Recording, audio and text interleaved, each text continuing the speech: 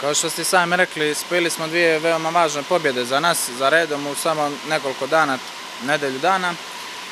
Pa ne bi baš falio sebe, ali ovaj put sam bio ja, prošli put je bio Nikola, ali to je plod cijele timske igre. Veoma dvije važne pobjede za nas, podigli smo samopouzdanje prije svega koje smo izgubili u prvom dijelu sezone i nadam se da ćemo da nastavimo s ovakvim igrama. Sad sljedeću utakmicu igramo u Šibeniku i da ćemo sve od sebe da pobjedimo, kao i ove dvije partije. Imamo još 3 veoma teške utakmice koje nastojimo da što bolje odigramo da bi se uigrali za predstojeće prvenstvo Crne Gore. Nadam se da ćemo odigrati to što bolje, pa možda se i nađemo u finalu.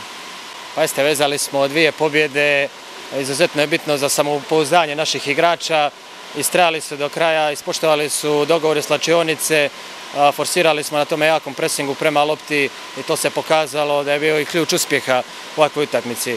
Mislim da smo igrali protiv ekipe koje u našem rangu u gostima, kad smo igrali protiv njih smo izgubili, revanširali smo se, izuzetno bitna utakmica da bi svaki pojedinačni igrač postao samouvjeren da može, da budu istrajni i vidite da rezultat ne može da izostane. Naravno, trebamo da nastavimo da igramo u kontinuitetu i onda možemo svakoj ekipi da pariramo. Ovo je izuzetno mlada ekipa, željna dokazivanja, željna da se nametne i samo ovakvom igrom, agresivnom i borbenom mogu da dođu do svoga cilja.